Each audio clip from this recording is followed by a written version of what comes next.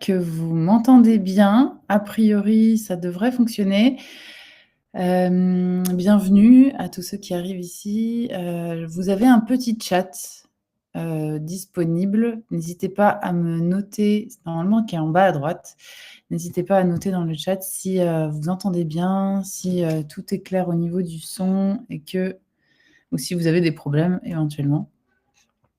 Je vois pas mal de noms connus. Je suis ravie de vous voir là. Bonjour à tous. Bonjour Sophie, Caroline, Laetitia, Juliette. Bonjour à tout le monde. Je suis contente d'être là avec vous ce matin. Ça faisait longtemps, très longtemps que j'avais pas fait de webinar. Je prenais le temps d'en faire avant et j'avoue que j'ai été un peu rattrapée par l'opérationnel ces dernières années. Mais ça me semblait important, en fait, ça me semble toujours important de partager, de prendre le temps de partager mon retour d'expérience et notamment sur les marques de fabricants qui, moi, me tiennent particulièrement à cœur. Donc, je vais me présenter pour commencer, mais je vais aussi vous demander, bien sûr, pourquoi vous êtes là, puisque mon but, c'est de vous transmettre le maximum de valeur aujourd'hui, en tout cas de voir si je peux, si vous éclairer.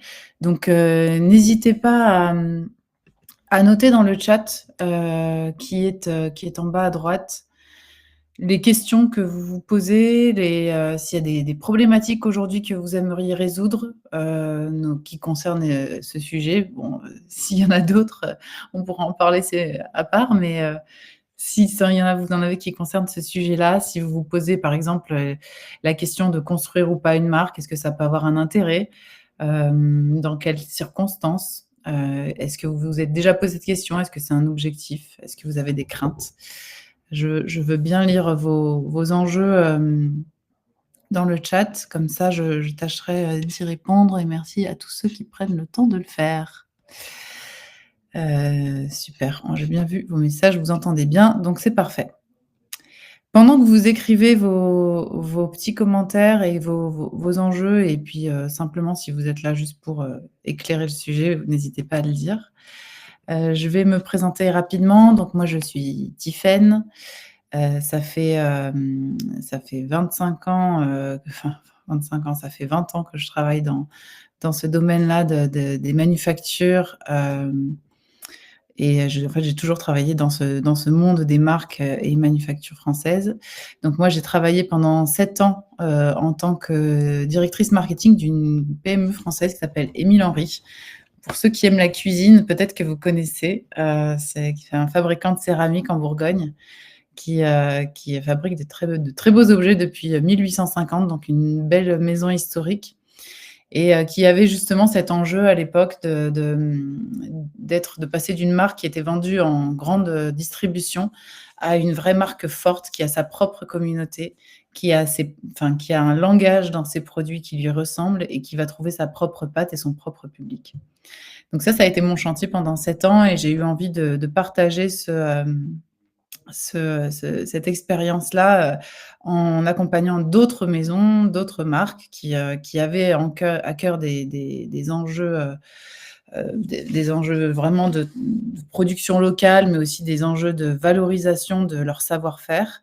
Et donc j'ai créé en 2015, donc il y a 10 ans tout juste, La Racine, puis La Source Française donc La Racine est un studio de design engagé, notamment dans tout ce qui va être création de marques fortes, design de marque, design circulaire. Et La Source Française est un réseau de fabricants français qui justement vont se mettre au service d'autres maisons, marques qui voudraient relocaliser des fabrications. Donc ça m'a amené à accompagner plus de 150 marques et manufactures sur ces sujets-là, sur les sujets de la création de marques et j'ai vu passer des très beaux succès. J'ai accompagné aussi des entreprises qui ont pas toujours poursuivi dans cette démarche-là et aujourd'hui, c'est important aussi pour moi de vous partager tout ça. Donc pour ceux qui ne connaissaient pas Émile Henry, voilà, un petit peu le changement qui a eu lieu, ça met du temps, hein, ça se fait jamais en 2 mois. Mais l'enjeu, c'était comment aujourd'hui on valorise un produit qui est un bol, aujourd'hui fabriqué en France avec les coûts que ça représente de fabriquer en France. C'est un produit qui doit sortir minimum à 15 € prix public. Mais quelle valeur ajoutée on lui apporte, en fait. Donc c'est très difficile de vendre un bol aujourd'hui à 15 € et la marque à l'époque, elle ressemblait à ça et tout l'enjeu, c'était comment on maintient, ce savoir-faire, du produit rond. Donc ça, c'était un des enjeux, mais c'est un exemple que je vous prends parmi d'autres. Comment on maintient ce savoir-faire qui est ce savoir-faire tout simplement de la céramique sur des formes rondes et c'est là où on vient amener de la valeur sur des nouveaux objets et on vient travailler la valeur perçue d'une marque. Alors typiquement cet objet-là qui est un produit rond en fait, qui d'un point de vue fabricant est simplement un bol avec un couvercle, mais qui d'un point de vue client est une coupe de conservation qui permet de prolonger la durée de vie des aliments dans la cuisine. Donc l'ail, l'oignon, les pommes de terre dans la partie basse, bien aéré, bien à l'obscurité pour que ce soit prolongé, dans le temps et la partie haute en liège qui éloigne les moucherons.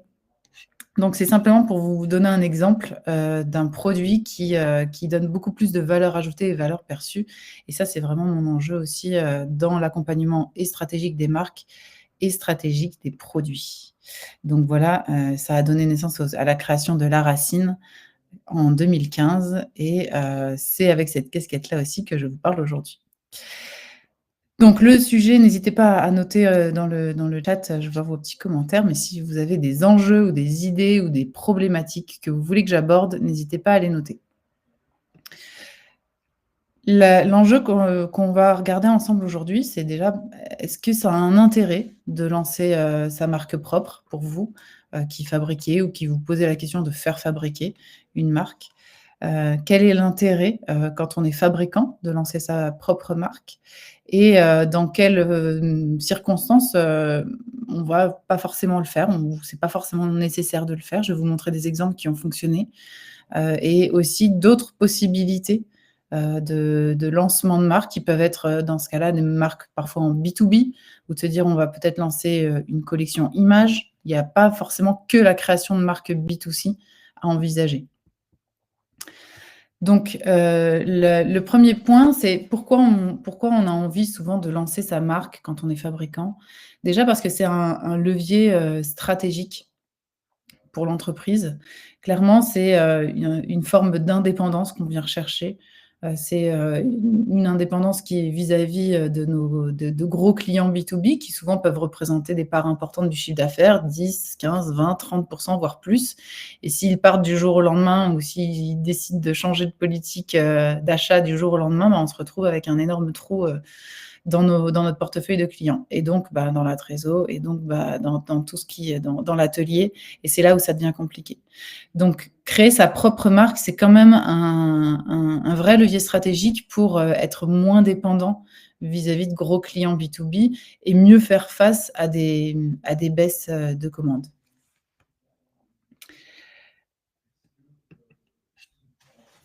Lancer sa marque propre, c'est aussi un point important au niveau de, bien sûr, capter plus de valeur et c'est souvent ce qui moi je l'ai observé, c'est souvent ce qui, amène à cette idée-là, c'est-à-dire, bah, comment on peut amener, plus de valeur. On se dit: «Bah, tiens, notre client, il a revendu le produit, 15 fois plus cher» et ça peut être un peu surprenant, mais on dit: «Comment je peux capter moi plus de valeur?» donc c'est, aussi, intégrer, toute la chaîne de valeur et donc mieux maîtriser ses prix, mais aussi mieux maîtriser son storytelling. On va aller, de la création du produit jusqu'à sa commercialisation. Donc clairement, on capte un petit peu plus de marge et c'est aussi, un enjeu pour, avoir plus de liens directs avec, les utilisateurs finaux. Alors moi, j'ai vu ça aussi, parfois qui était comme une motivation assez centrale dans la création de marque, c'est de dire: «Mais en fait, nous, on fabrique des produits pour plein de marques et de clients différents, mais on n'a pas une vision, finale de où ils vont, nos produits, de qui sont les utilisateurs finaux». Donc ça permet, d'avoir sa propre marque, de créer sa propre communauté et de mieux connaître ses clients, d'avoir des retours très terrain très concrets, et ça permet derrière, d'améliorer son processus d'innovation. Donc il y a eu quelques marques que j'ai pu accompagner, quelques fabricants qui ont eu envie vraiment, qui mettaient ça au cœur en se disant: «Nous, on ne connaît pas assez nos clients aujourd'hui, nos clients finaux et on a vraiment besoin de mieux les connaître». Hem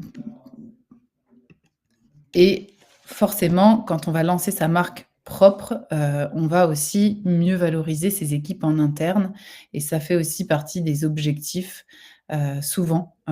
Typiquement, l'envie de travailler sur un produit qui est, comme c'est noté là, signé maison, c'est-à-dire, un produit qu'on va faire, qu'on va produire, qu'on va penser avec les équipes en interne est c'est très mobilisant, et ça mobilise toute l'équipe autour d'un projet commun. Je vais aller au bout de cette partie-là, puis je vais répondre à vos questions juste après.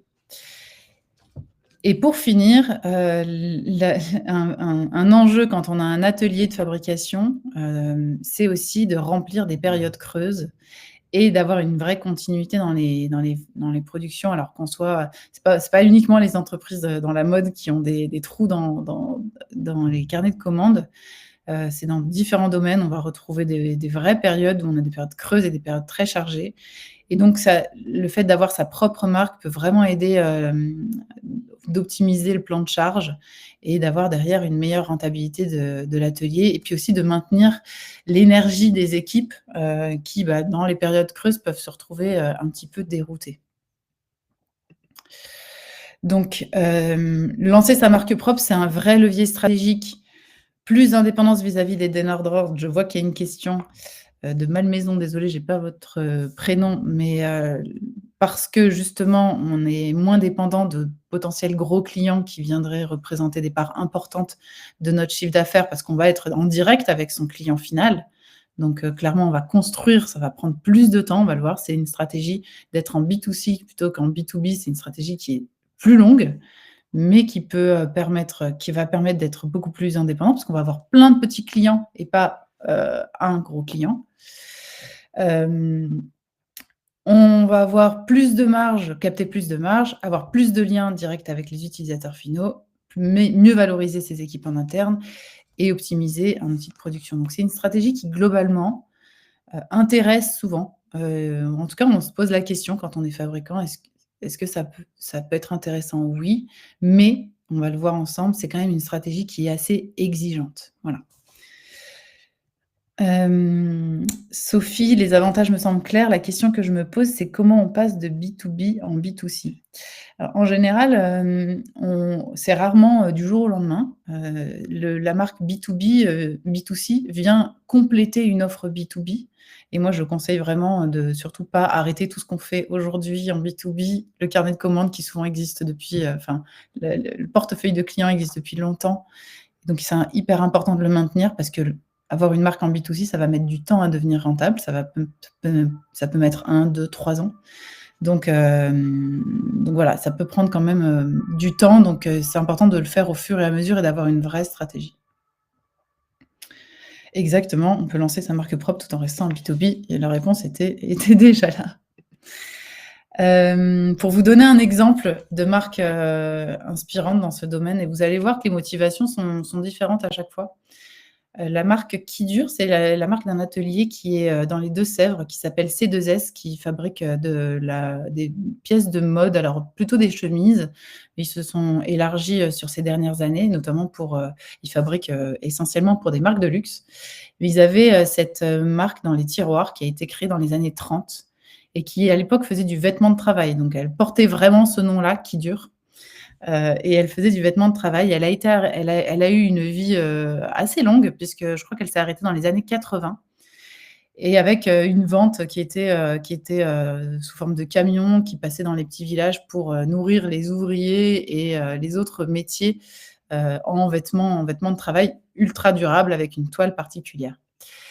Et donc, c'est Alexandre Clary, qui est le dirigeant de l'entreprise, qui, a souhaité, relancer cette marque. Il doit y avoir, si je ne dis pas de bêtises, 6, 7 ans et avec justement aussi à l'origine cette volonté de mettre les équipes dans un projet qui leur ressemble. Alors bien sûr, c'était dans les tiroirs puisqu'elle appartenait à l'histoire de l'entreprise, mais elle avait été arrêtée pour plein de raisons, parce que le marché aussi, ce marché-là du vêtement de travail avait été, très, impacté par les délocalisations et par les vêtements, venant de Chine.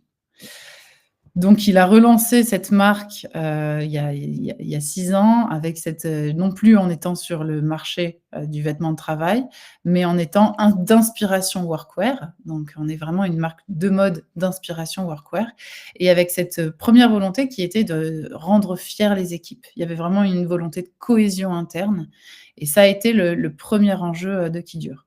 Ce qui a été un très, une manière très, juste, j'ai trouvé, de travailler cette marque-là, c'est qu'ils se sont pas précipités. Justement, il y avait vraiment cette idée de: «Nous, on est en B2B aujourd'hui, on va faire les choses étape par étape et puis je vais vous présenter les étapes derrière». Ils ont pris le temps de vraiment bien faire les choses et de bien installer la marque et aujourd'hui, l'enjeu, en tout cas pour Kidure, mais bien sûr, les enjeux en fonction de chaque entreprise, sont différents, mais eux se disent: «Nous, on veut que cette marque-là, elle représente 5 à 10 de notre chiffre d'affaires». C'est le cas aujourd'hui et ils la maintiennent comme ça. C'est-à-dire qu'ils ont surtout travaillé le web pour en faire une distribution web. Il y a eu quelques pop-up et je vais vous montrer un exemple parce qu'on a eu, nous, la chance de les accompagner sur un pop-up éphémère, en plein Bordeaux.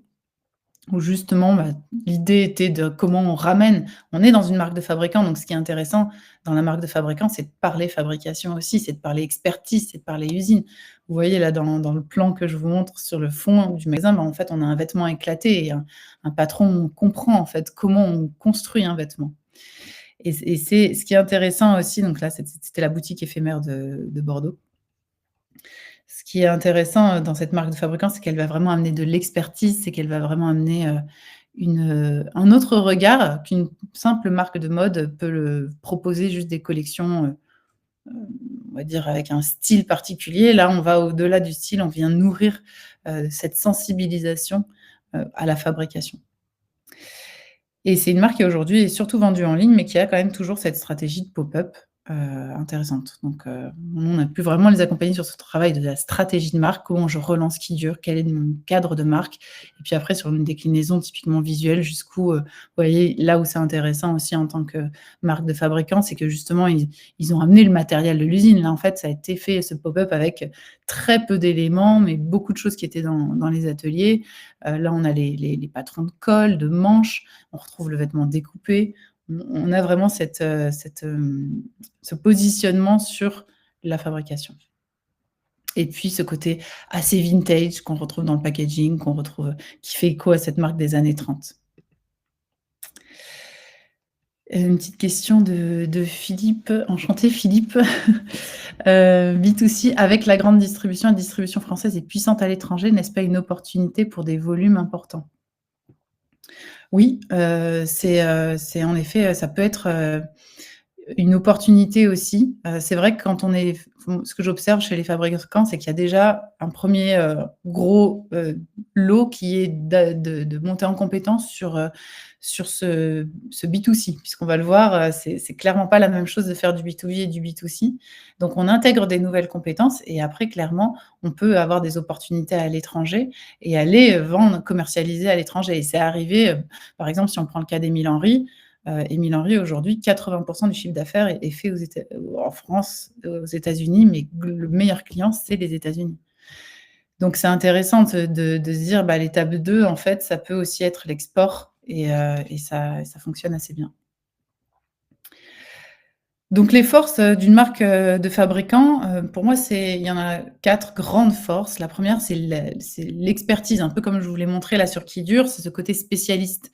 En fait, on peut se dire, on vient chercher, chez la marque de fabricant, on vient chercher ce côté d'expert. C'est ce regard où c'est vraiment le produit, qui est le mieux pensé techniquement. Typiquement, vous allez acheter votre canapé chez Sarah Lavoine, bah, vous allez chercher essentiellement, du style. Vous rentrez par une carte style. Si vous allez chercher votre canapé chez un fabricant de canapés, là, vous rentrez par une case technicité, durabilité. Vous voulez un produit qui soit fait dans les règles de l'art. Donc on a 2 approches différentes et les 2 se complètent et les 2 ont leur place sur le marché. Mais c'est intéressant de réfléchir à cette carte expertise. On vient chercher aussi de l'authenticité dans une marque de fabricant, on vient chercher la valorisation d'un savoir-faire. On a un peu ce côté, anti-DNVB. Alors j'ai rien contre les DNVB, mais on vient pas chercher du marketing, on vient vraiment chercher de la fabrication et de l'expertise. Ce qui est très intéressant quand on crée sa marque de fabricant, c'est qu'on a une réactivité qui est ultra forte. Pardon, DNVB, Digital Native, Vertical Brand. C'est donc toutes ces marques qui sont, issues du web quelque part, enfin qui en tout cas se sont, lancées sur le web et qui ne fabriquent pas, mais qui font fabriquer par d'autres. Par exemple, vous savez, la marque Bonsoir dans le linge de maison, en fait, c'est une marque qui s'est fait très co enfin, qui s'est largement fait connaître sur, le web ou encore, Asphalt dans la mode, qui sont des marques qui sont nées du web, donc on dit digital native brand, mais qui ne fabriquent pas, mais qui vont incarner tout ce côté, qui vous viennent raconter le savoir-faire, tout ça, mais pourtant elles s'appuient sur un réseau de fabricants français. Français et pas que d'ailleurs. La réactivité donc sur ce point-là, la marque de fabricant, là où elle est intéressante aussi, c'est qu'elle va permettre une forte réactivité que les autres n'ont pas, que d'autres marques, typiquement ces fameuses DNVB, ne vont pas avoir parce que vous êtes propriétaire de votre outil de fabrication et vous êtes en capacité de sortir un nouveau produit ultra rapidement et ça, c'est une force incroyable par rapport à d'autres marques. Donc ça, c'est vraiment intéressant. Et puis, bien sûr, il y a cette idée, aussi qui aujourd'hui a vraiment sa place, c'est la proximité et cette proximité avec son client final, bah, elle va permettre, par exemple, la personnalisation. Si je suis une marque de vêtements, par exemple, si je prends l'exemple de Kidure, on est capable aujourd'hui, un acheteur qui vient d'acheter à Paris, une veste, de lui dire: «On va vous la personnaliser». C'est pas du tout la même histoire, si, mon produit vient de Chine ou si, mon client est très éloigné. Là, vraiment une proximité qui permet, une vraie proximité client et donc une personnalisation, une customisation qui aujourd'hui sont des éléments, clés de différenciation d'un point de vue, marketing. Hem, Produit potentiellement beaucoup moins cher que les DNVB. Alors, je ne sais pas si c'est en général moins cher, parce qu'il y a quand même des coûts qui sont clairement importants quand on fabrique en France, mais on peut les valoriser autant que les DNVB et c'est en tant que ces marques-là qui le font très bien et on peut en effet, on a clairement moins d'intermédiaires, donc ça, c'est vraiment intéressant. Maintenant, je vais vous parler de quelques biais, ce que j'ai appelé les biais du fabricant, qui sont quand on est fabricant et qu'on lance sa marque, voilà les biais que moi j'ai souvent observés et où je dis: «Attention, il faut faire super gaffe là, à pas, imaginer des choses qui peuvent amener des déconvenues derrière ou des loupés». Premier biais, nous savons fabriquer des produits, on a déjà fait 80 du job. Non, j'ai envie de dire, on sait fabriquer les produits, on a déjà fait 10 du job, 15 du job. Mais clairement, lancer une marque, c'est beaucoup plus que juste fabriquer les produits. On va parler de direction artistique, on va parler de marketing, on va parler de communication et tout ça, ça compte énormément dans le lancement de la marque. Deuxième biais, on fabrique des produits qui sont très bons, qui sont très qualitatifs, ils vont forcément trouver des acheteurs. Ça, malheureusement, je l'ai vu plein de fois. C'est terrible de le dire aujourd'hui et j'en suis la première peinée, mais des très bons produits, parfois, ne trouvent pas d'acheteurs et des très mauvais produits en trouvent. Il y a vraiment une histoire de valorisation de la marque, valorisation des produits. Le design est clé et là, on va vraiment avoir un levier de transformation si justement, on va travailler cette partie-là. Mais c'est pas parce qu'on a un produit qui est qualitatif qu'il va trouver son client. Il suffit de créer un bon site e-commerce et le tour est joué. Encore un autre biais, là j'en ai vu, pas mal se planter, comme ça. Malheureusement, c'est se dire: «Je vais lancer un site web et puis après les gens pourront acheter sur internet».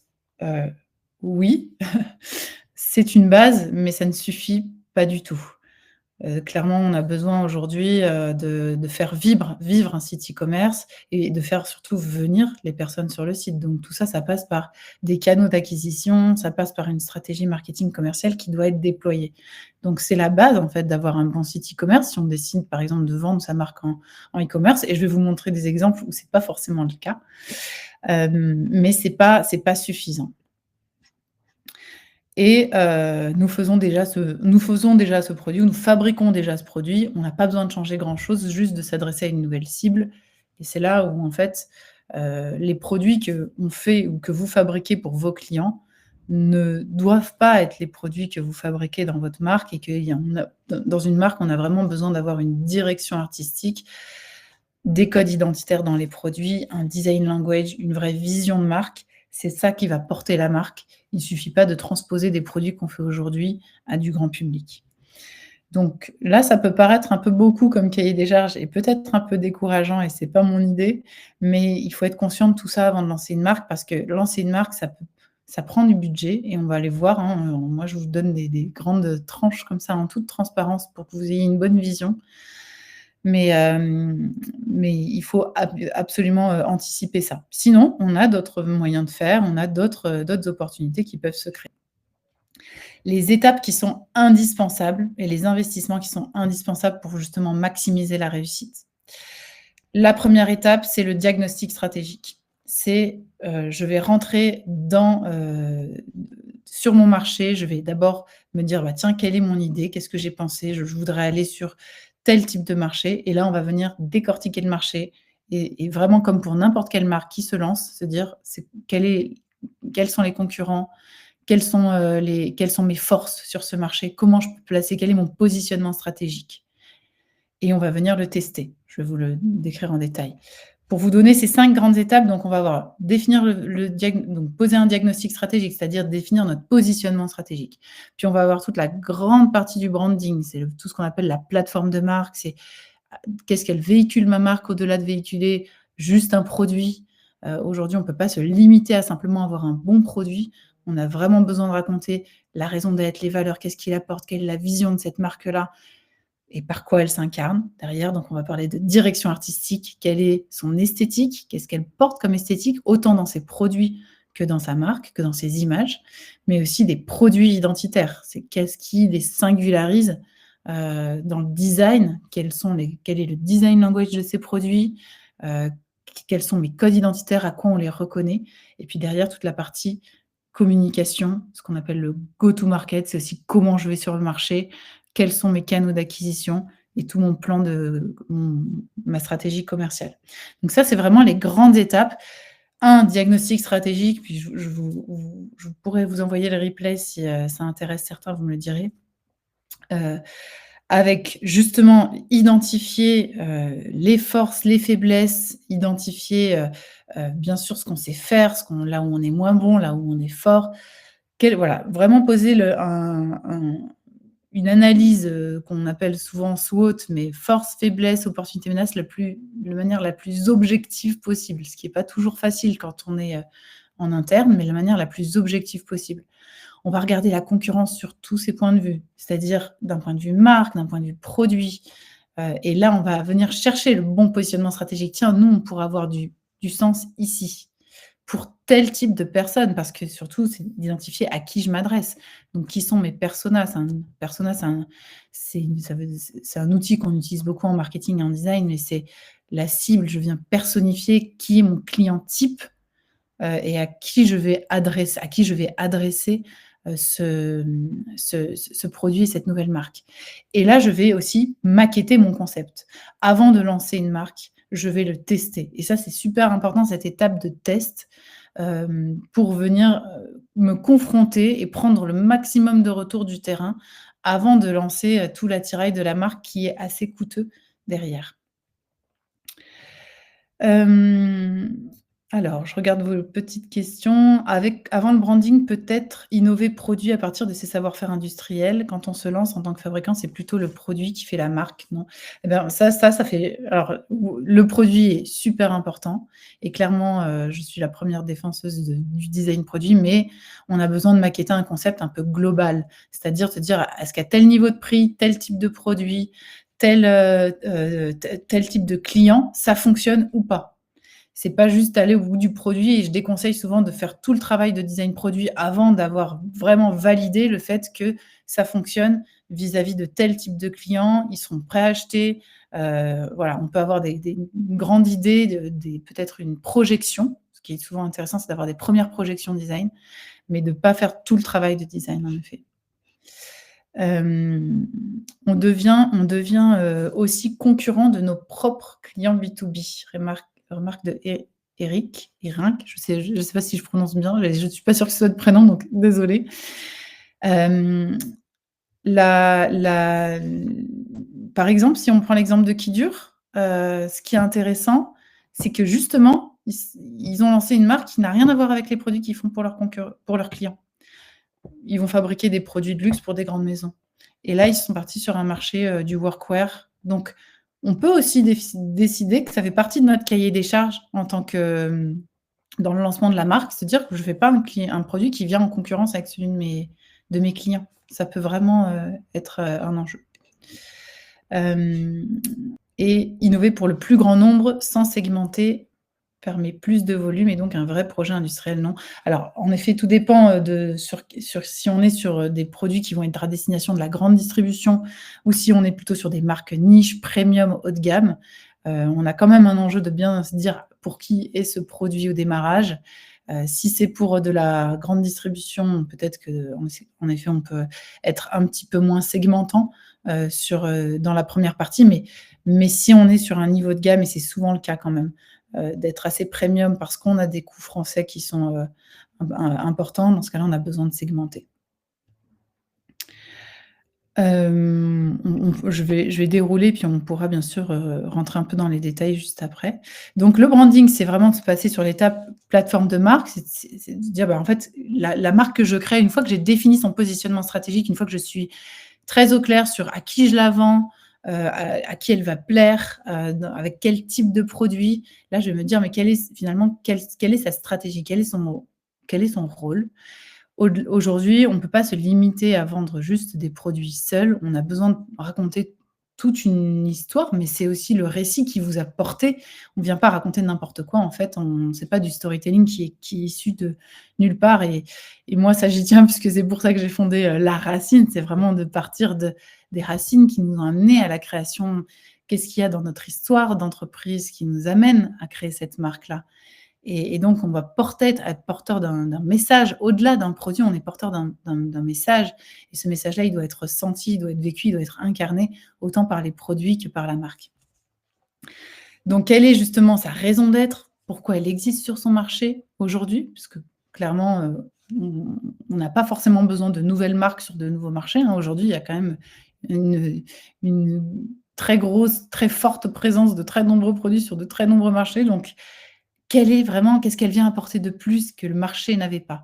Et ça, c'est ultra important de le définir en amont, parce que si on le définit pas, on va créer des images et des produits qui iront pas dans un sens très aligné. On sait qu'on a un objectif avec cette marque, c'est de démontrer ça et ça va bien au-delà de notre produit, ça va bien au-delà, de simplement, une image. On veut véhiculer un message qui est beaucoup plus fort pour nous et donc là, on va avoir une grande mission de marque qu'on va venir chercher.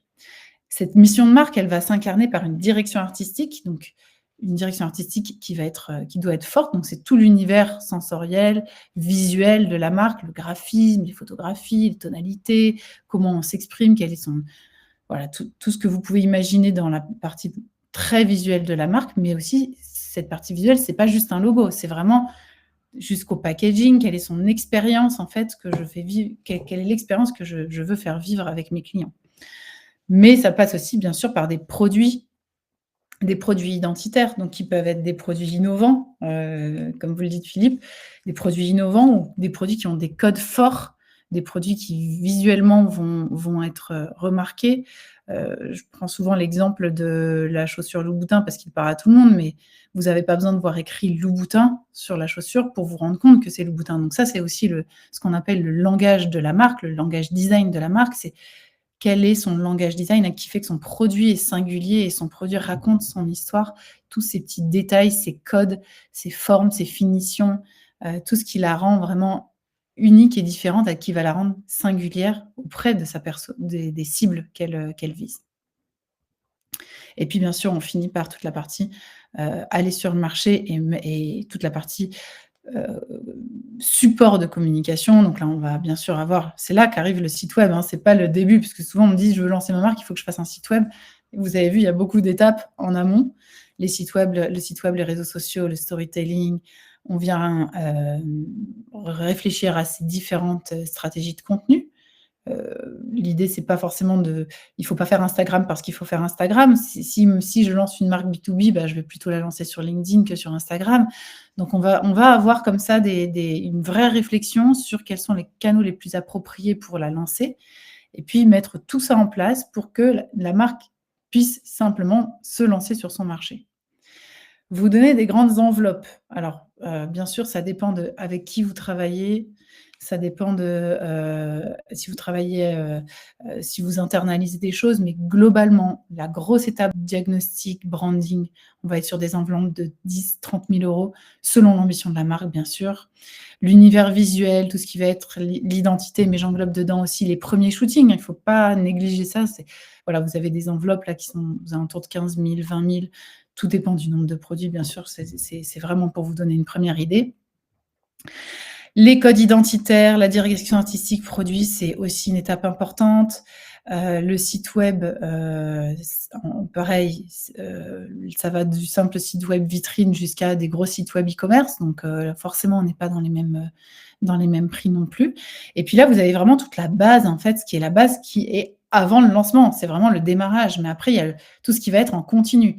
Et en continu, ce qui est aussi important d'anticiper, c'est le référencement digital, donc SEO, SEA, tout ce qui va être achat de mots-clés, mais ce qui va être aussi simplement écrire des articles, du contenu qui veut faire remonter mon site web, tout ce qui va être réseaux sociaux, mais ce qui va être aussi les shootings quand vous allez créer des nouveautés. Donc on en a souvent 1, 2 par an. Puis tout le design produit qui continue puisqu'on lance une première collection, mais c'est intéressant d'amener de la nouveauté. Donc, vous avez en effet un investissement de démarrage qui est conséquent, mais derrière, il y a aussi un fonds à faire vivre qui nécessite à la marque de vivre au quotidien. Sur la première partie, vous pouvez trouver des aides, des subventions, il en existe pas mal.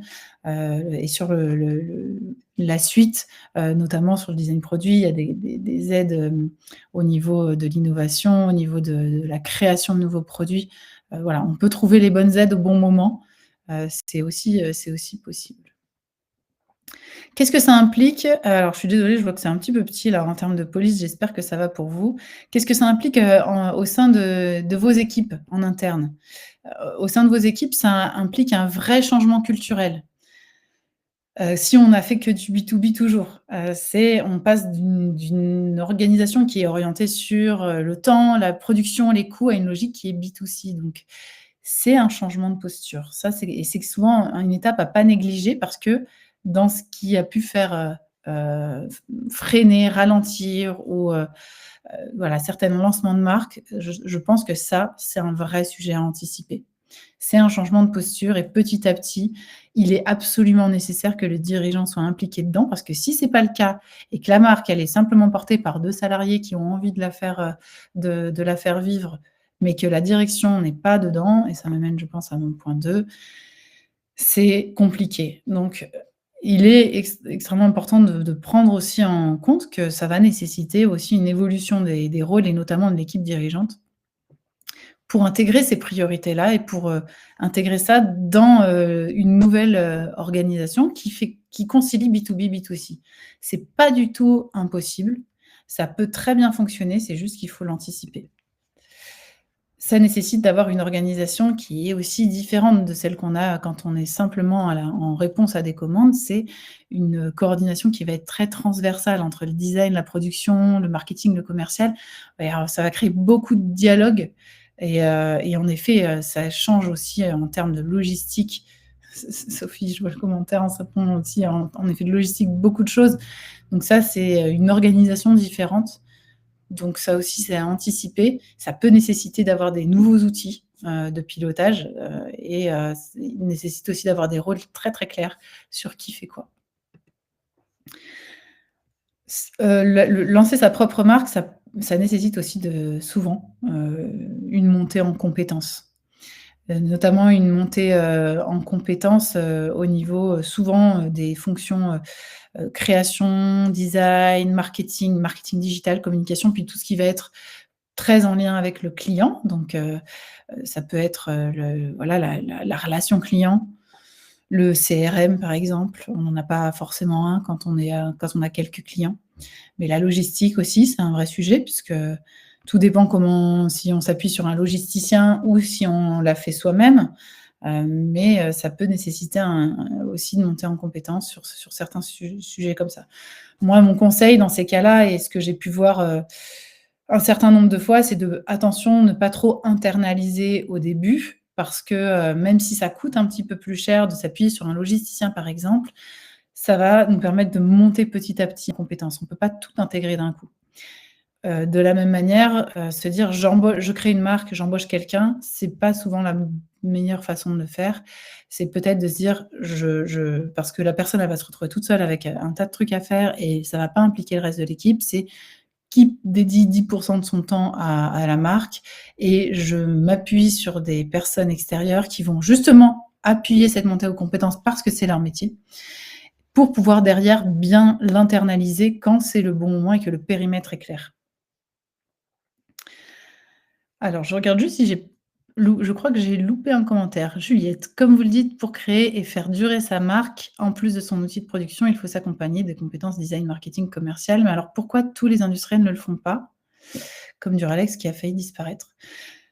Ma réponse, mais qui est très personnelle parce que c'est plus en effet un retour d'expérience, mais je pense qu'on n'a pas forcément ce besoin-là, quand on est en B2B, d'être très, porté sur le design, sur le marketing. C'est pas ce qui nous est demandé et donc on n'a pas forcément cette vision-là, à quel point c'est important.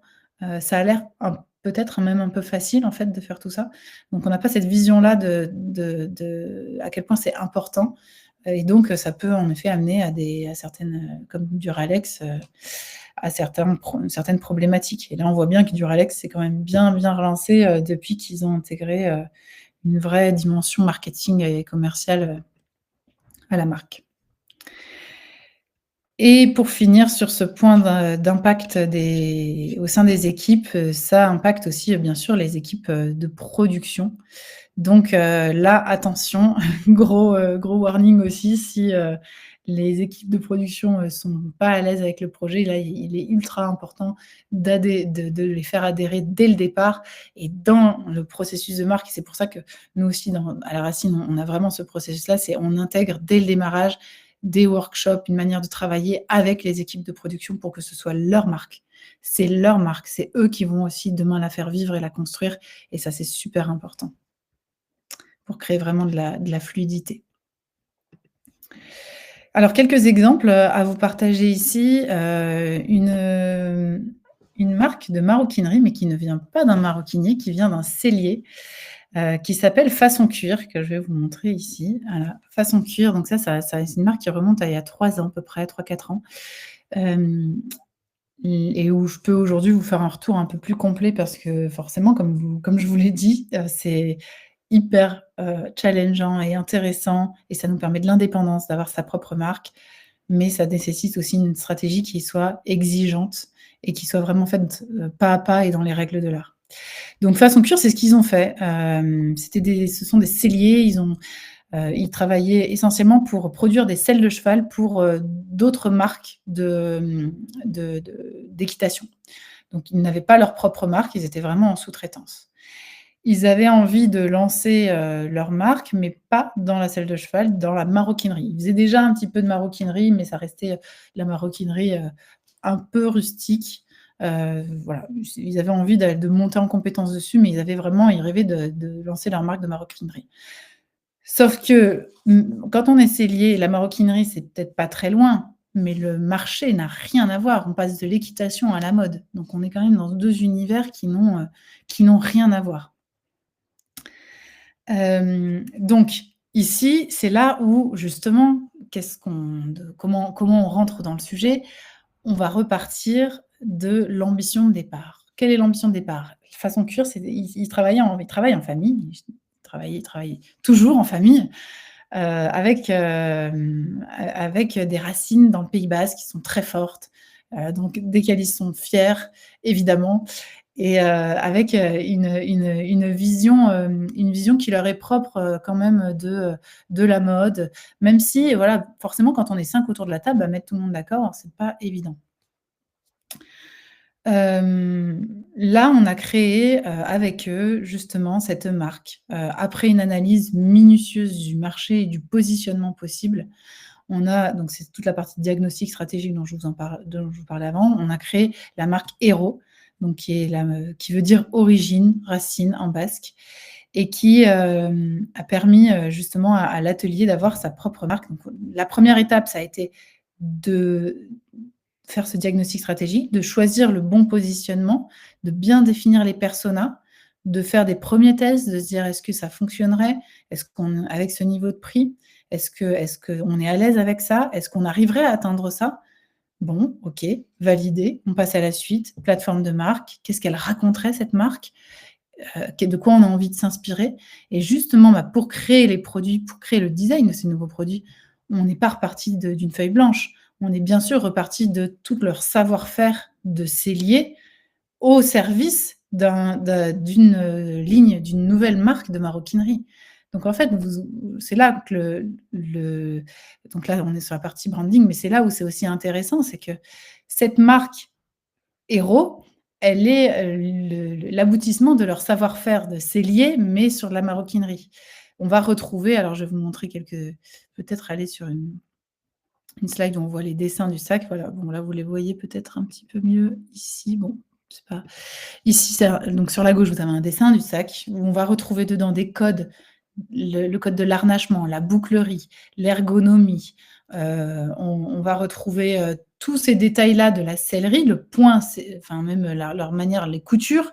On va retrouver tous ces détails-là et les intégrer dans une ligne, dans leur marque de maroquinerie parce que c'est leur ADN de travailler la sellerie et il y a le père, qui est, Jean-Michel Devoucou, qui est un passionné de sellerie et d'équitation et qui a une vraie vision de l'ergonomie. En fait, tout le sac, les sacs, la ligne a été pensée avec cette vision-là aussi de l'ergonomie.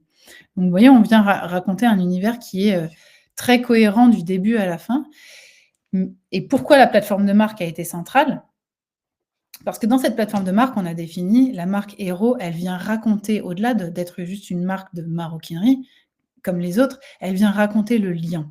C'est le cœur de sa marque, c'est sa raison d'être. C'est raconter le lien entre les générations, le lien qui nous relie à la terre, le lien qui nous relie, entre nous et ça, c'est le cœur de la marque Hero, c'est de valoriser ce lien-là et ce lien, on va le retrouver dans les produits, dans la manière dont ils sont liés, mais on va le retrouver dans la marque, dans les images. Vous voyez, par exemple, là, on a un clin d'œil, bien sûr, à l'équitation puisque ça fait aussi partie de leur histoire, mais on va retrouver aussi ce lien qui est toujours dans les mains, qui se retrouve dans les images, et on va retrouver, c'est pas le lien, uniquement de père en fils, trop traditionnel, justement, ça peut être aussi la bande de copines. De la plateforme de marque, on va venir construire une marque ultra cohérente quand on va jusqu'au bout. On va jusqu'au bout, de l'image, qu'on va jusqu'au bout, de la direction artistique et que même le produit s'inscrit dedans et le produit, il raconte aussi cette histoire du lien que vous voyez là et ça va jusqu'à derrière, bah, se dire, bah, comment ça s'exprime en fait ça dans un pop-up, dans un qui est d'ailleurs pas un pop-up d'ailleurs, c'est leur boutique, hier. Alors je vois qu'il y a plein de messages que je loupe parce que je vous parle en même temps. Très bel univers de marque, merci, merci Dorothée, mais c'est en effet, tout l'enjeu, c'est la cohérence et l'impact et la singularité derrière. Pourquoi ils pourraient se faire attaquer par Hermès? Non, non, pas du tout, parce que justement, c'est pas parce qu'ils étaient aussi liés à l'origine comme Hermès, qu'ils peuvent, enfin, c'est leur histoire, hein, ils ont rien fait, pour être liés, comme Hermès et ils revendiquent pas du tout les mêmes modèles, pas du tout, les mêmes cuirs, pas du tout la même histoire. Et puis c'est plutôt une marque quand même assez, moderne qui s'est construite de manière très différente. Pour Duralex, comme pour les autres fabricants qui montent des marques, le prix doit être une obsession. Être au cœur du marché parmi les volumes sont clés pour les projets industriels. Hem, oui, on a en effet certains industriels, certains fabricants pour qui c'est clé. Après, quand on est sur des projets plus manufacture, plus artisanat, c'est moins l'enjeu. Mais oui, bien sûr, quand on est sur des sujets, plus industriels, c'est assez clé, en effet. Donc voilà pour cet exemple-là et vous voyez, bah, leur signature, ce qui nous lie, on est encore dans le lien, en fait, on vient raconter ça et on va le ça, doit être l'obsession de la marque, c'est de véhiculer sa raison d'être dans ses produits, dans sa communication, dans tout ce qu'elle fait sur son site web et que ça ne pas en déroger parce qu'on a souvent envie d'expérimenter des nouvelles choses quand on crée sa marque, mais ce n'est pas juste un terrain de créativité infinie. On a aussi un cadre pour que ce soit cohérent et que ce soit ultra singulier dans le temps. Ce qui est intéressant, c'est que Façon Cuir, leur marque a très bien marché. Alors, elle a mis quand même, elle a dû mettre au moins 1 an et demi, 2 ans à produire des résultats vraiment intéressants et ils ont, du coup décidé de revendre leur atelier de sous-traitance de selle de cheval pour se consacrer uniquement à la fabrication de leurs sacs, de leur propre marque. Donc ça a été, dans le temps, ça s'est fait au fur et à mesure, mais maintenant ils ne font que ça. Ils ne créent que leur marque, leur propre marque Hero. Un petit, une petite slide intermédiaire pour voilà, si vous avez des questions, mais je vois que le chat fonctionne bien, donc n'hésitez pas à les noter et j'essaie d'y répondre au fur et à mesure. Un autre, exemple dans la mode, alors c'est un exemple intéressant parce que c'est pas sur le marché français, mais c'est une Française qui habite en Pologne et qui a un atelier de fabrication en Pologne, qui a finalement un savoir-faire qu'on n'a plus beaucoup en France. Il existe encore un petit peu, mais c'est tout le savoir-faire du tailleur et du tailleur, vraiment la veste de tailleur, et le pantalon de tailleur. Et c'est un très bel atelier polonais en France, en Pologne, pardon, qui est tenu exclusivement par des femmes. Donc c'est très féminin et la personne qui gère cet atelier, donc l'atelier s'appelle Au Métier, elles avaient très envie de lancer leur propre marque, en se disant: «Bah, nous, notre problématique, notre envie, c'est non pas d'aller inonder le monde entier, c'est de rendre les Polonais fiers du made in Pologne». Parce qu'aujourd'hui, quand on est polonais, acheter un beau produit, c'est acheter de l'italien, c'est d'acheter du français, c'est d'acheter de alors qu'on a des super beaux savoir-faire en Pologne et on aimerait que les Polonais soient fiers de ce qu'on est capable de faire sur le territoire polonais. Forcément, ça m'a parlé. On a travaillé justement à la valorisation à la création de cette marque.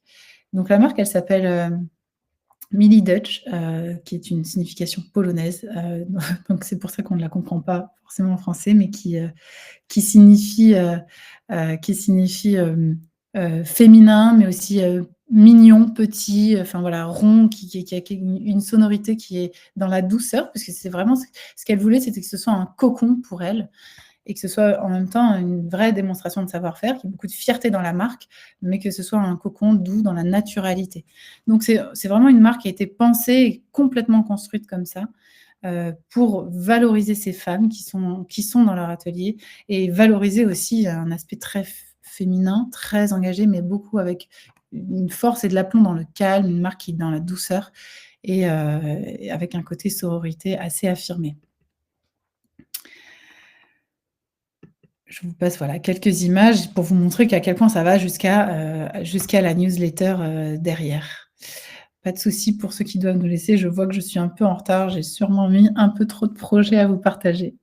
Je vais aller un petit peu plus vite, simplement pour dire que même, aucune image. Catherine, vous voyez pas les images, c'est ça? Hem, est-ce que les autres, vous voyez bien les images? Est-ce que c'est de mon côté? N'hésitez pas à me dire. Oui, c'est un problème. Oui? Ah, OK. Vous avez peut-être un petit problème de connexion du coup, Catherine. Hem, bon, merci pour vos retours. A priori, Catherine, je suis désolée, c'est de votre côté.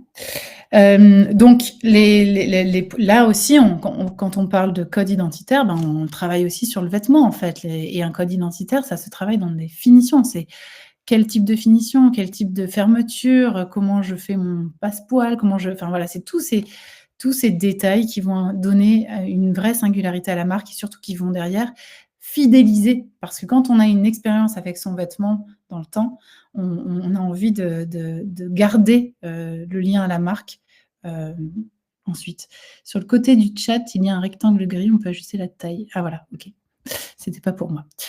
Bon, je passe sur cet exemple-là, mais je vais vous en montrer d'autres, voilà. Je voulais vous montrer cet exemple-là parce qu'il est un peu différent. On est dans le domaine du mobilier.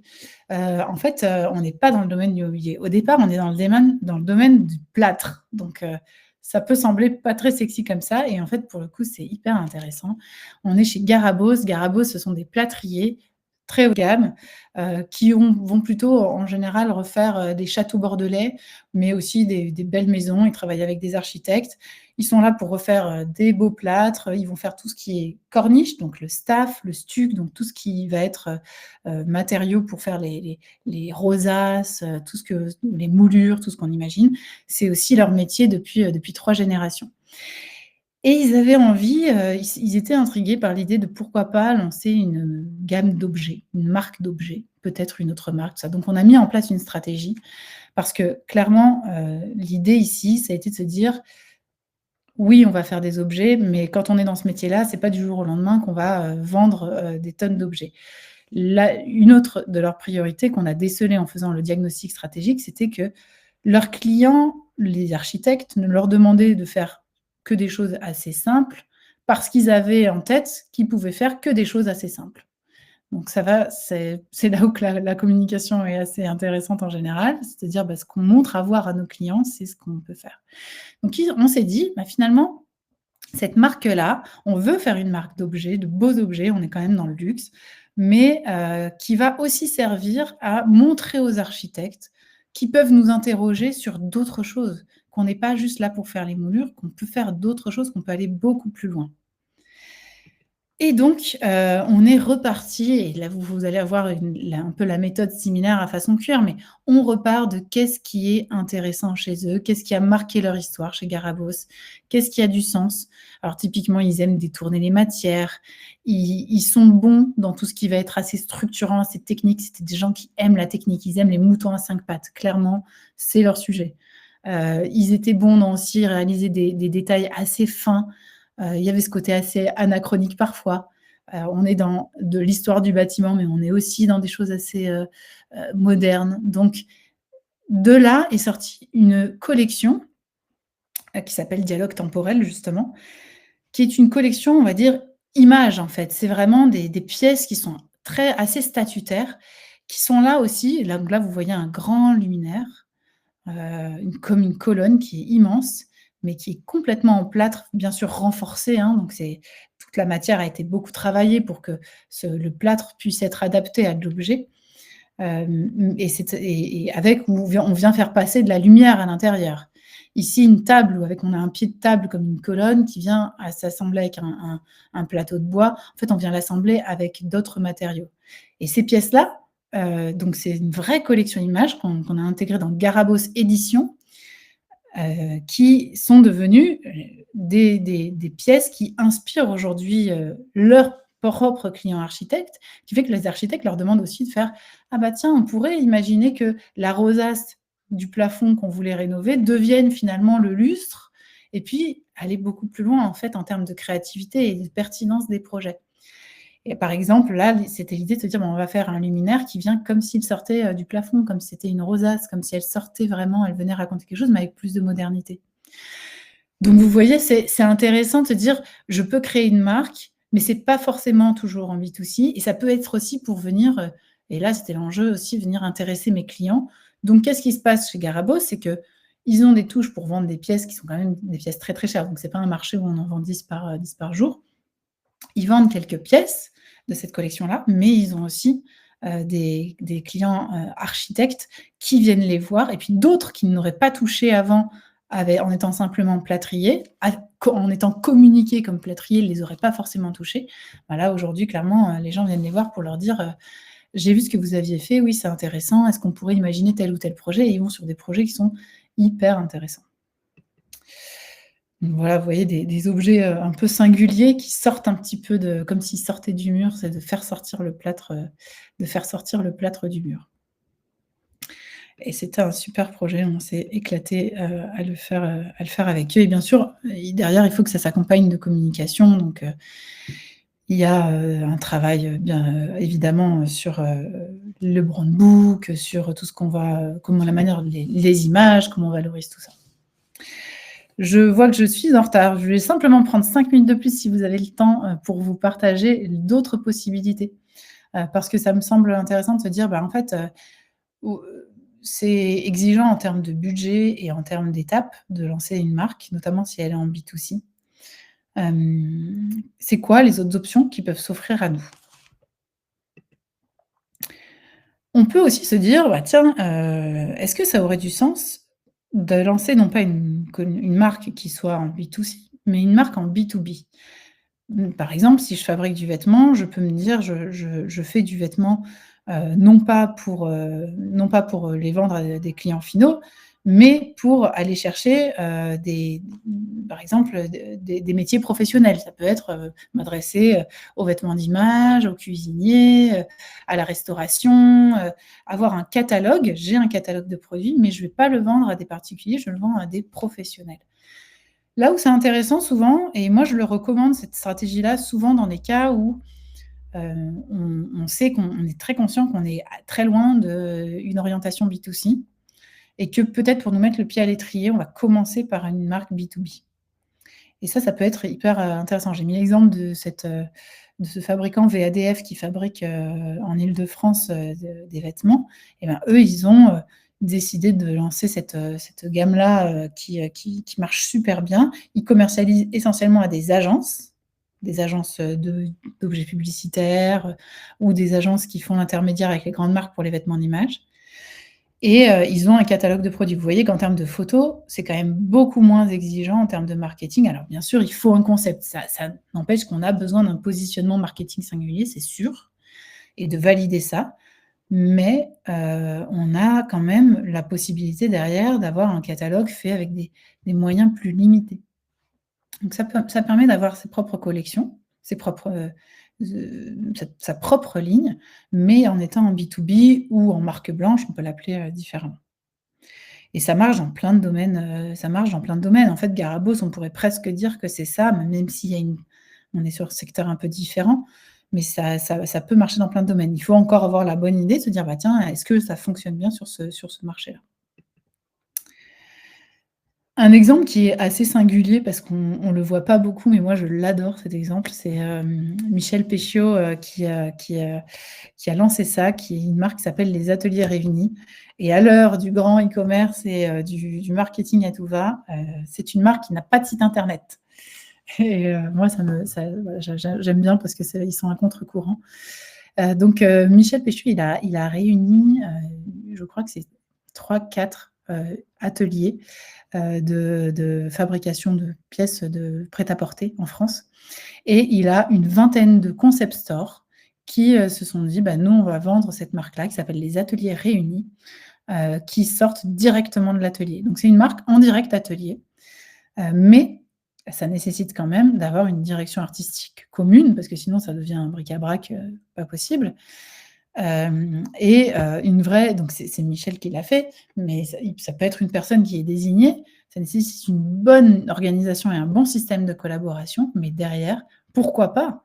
Parce que cette marque-là, aujourd'hui, elle a son réseau, elle a pas une ambition démesurée, elle est dans un réseau traditionnel qui est celle du point de vente, qui est pas le réseau le plus fort, mais avec des points de vente ultra sélectionnés. Et en préparant ce webinaire, je me suis dit: «Je vais quand même prendre des nouvelles», et il m'a dit: «Bah, on envisage d'avoir un nouveau concept store qui rentre pour la prochaine fois pour l'année prochaine dans notre, secteur». Désolée pour avoir dépassé, et à bientôt à tous ceux qui partent. Ça peut être aussi une collection images. J'ai pris l'exemple d'une très belle maison que peut-être certains connaissent, qui s'appelle Chéri Bibi, qui fabrique des chapeaux pour, les maisons de luxe, où justement, bah, on avait commencé à définir une collection images, c'est-à-dire une collection qui va démontrer des savoir-faire. Comment on incarne nos savoir-faire dans des produits qui, sont vraiment, bah, on est au plus loin de l'expression de notre savoir-faire, et ces produits-là vont nous servir d'inspiration. Alors là, on ne va pas forcément les vendre, ces produits-là, C'est des produits de communication. C'est pour ça que j'appelle ça collection image, mais c'est des produits qui vont permettre de vraiment valoriser des savoir-faire. Virginie, comment on définit les ambitions d'une telle démarche?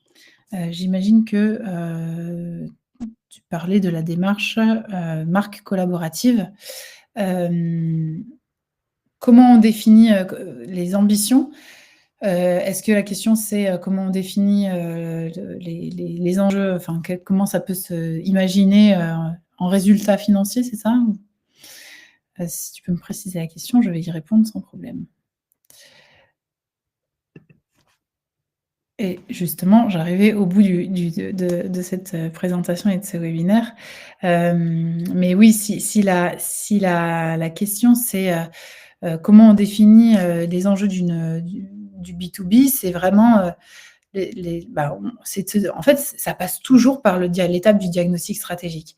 Cette étape du diagnostic stratégique, elle est essentielle pour se dire: «Est-ce que j'ai un produit? Je suis capable d'avoir un produit?» En fait, on peut mener plusieurs hypothèses et venir les tester. On les modélise, c'est-à-dire qu'on se dit à quoi ça ressemblerait et on vient les tester.